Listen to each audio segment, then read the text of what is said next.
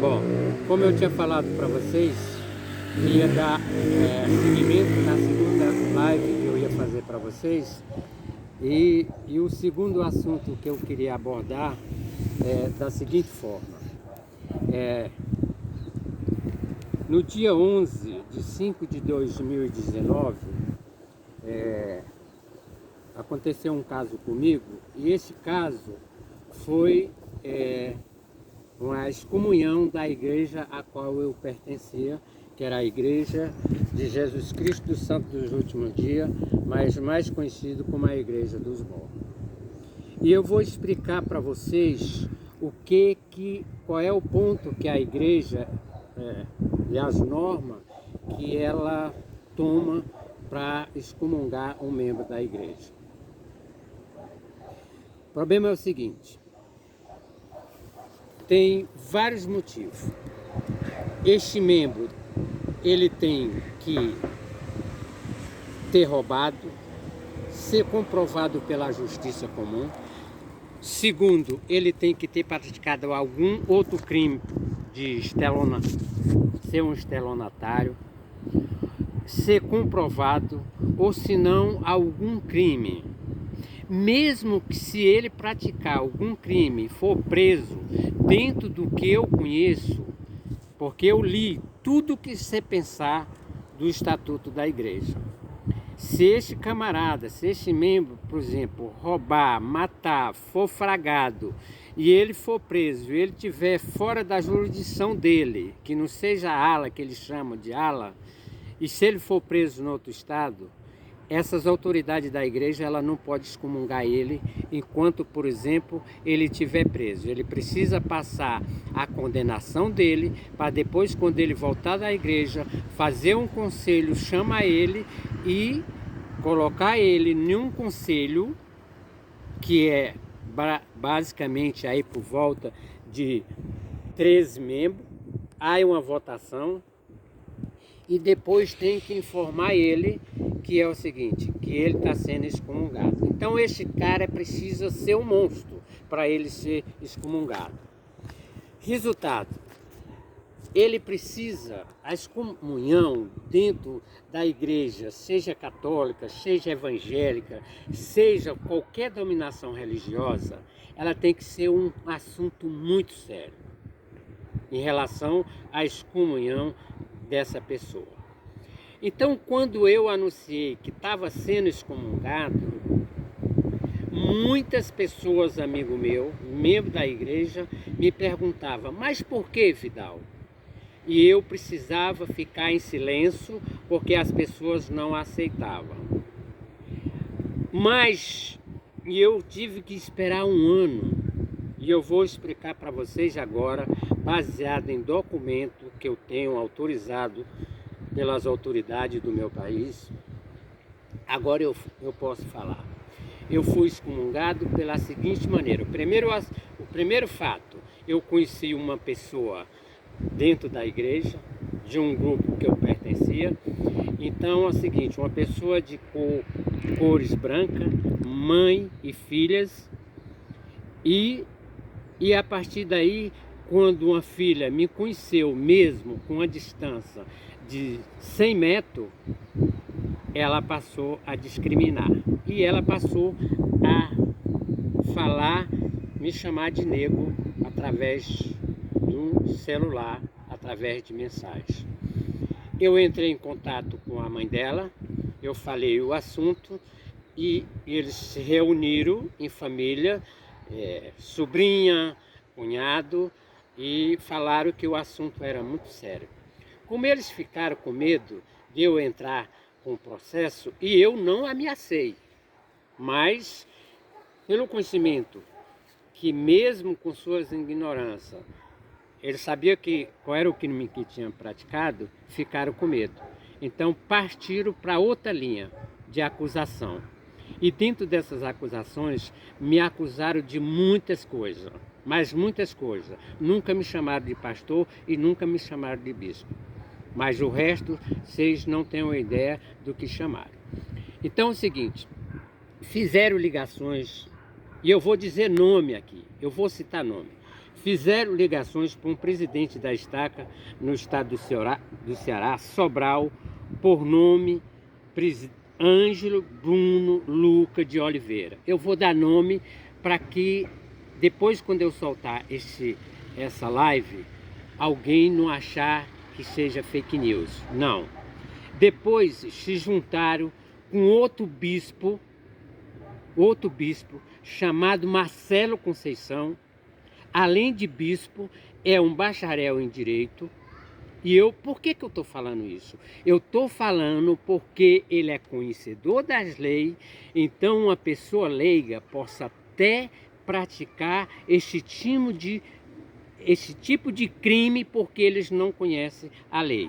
Mas ele conhece, o seu Marcelo Conceição, ele conhece por dois fatores. Ele conhece porque ele pertence à igreja e ele conhece o Evangelho de Jesus Cristo. Segundo, ele conhece a lei do homem porque ele é bacharel em direito.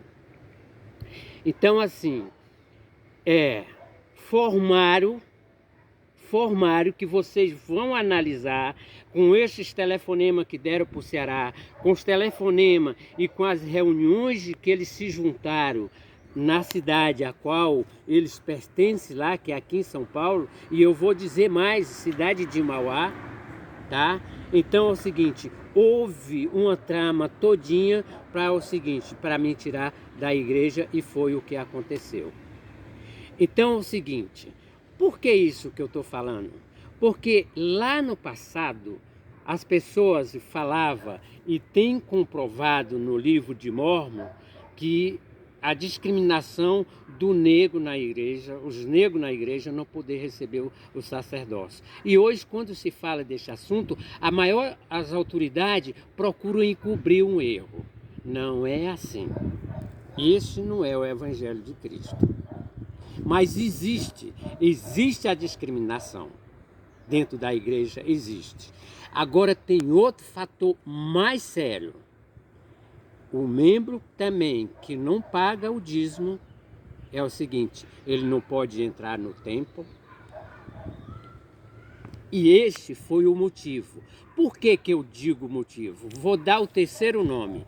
Eu fui entrevistado pelo bispo Aloysio Cândido na ala Sobral 1, no Ceará, aonde eles tinham autorizado pelo presidente da estaca, pelo primeiro conselheiro, pelo segundo conselheiro, pelo secretário da estaca, e eles tinham autorizado a minha, que se chama recomendação para entrar no templo. Uma semana depois o bispo me chamou na sala dele e é o seguinte, e me citou que eu estava com 6 meses que não estava pagando o dízimo. E por isso ele ia tirar a minha recomendação.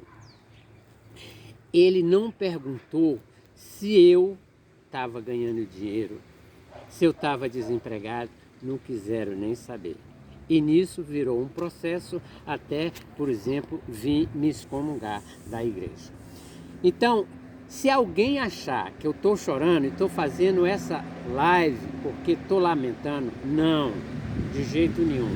Eles me excomungaram, eles me expulsaram. Eu estou muito feliz, porque o homem pode expulsar de qualquer placa de igreja, mas quando a gente tem a fé no coração, Cristo jamais expulsa. Porque Cristo não mandou nenhum filho dele aqui para a terra para dizer, tu vai, mas é o seguinte, eu não te quero mais. Não, até o mais alto pecador, Cristo está disposto a perdoar. Então, o que eu quero dizer para vocês é que eu estou tranquilo, na minha paz, não perdi minha fé e tenho certeza que não vou perder, porque acredito em Deus, acredito no Salvador Jesus Cristo e tenho o Espírito Santo à minha companhia. Agora, não esconda que existe lá no passado, que passou 130 anos, as autoridades da Igreja Mórmon discriminando os negros, permanece hoje da mesma forma. E isso daqui é real, isso daqui é fato. Hoje eu quero ser processado pela verdade que eu estou falando. Quero me encontrar com todos eles, com esses nomes que eu dei aqui. que não são fake news. Bispo lá da ala Sobral 1 no Ceará, presidente da Estaca e seu Marcelo lá, bispo em Mauá.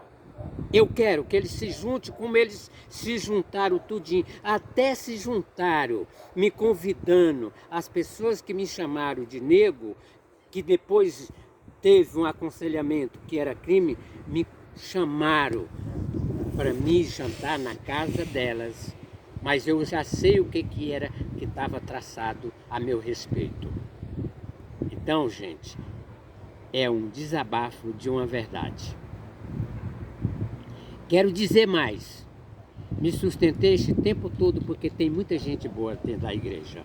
Tem, que não são merecedor das coisas pirrasmas que acontecem dentro da dominação e dentro dessa corporação. Então é isso. Meu agradecimento, eu vou soltar isso no meu canal, eu vou soltar no YouTube, eu vou soltar em todo tipo de mídia.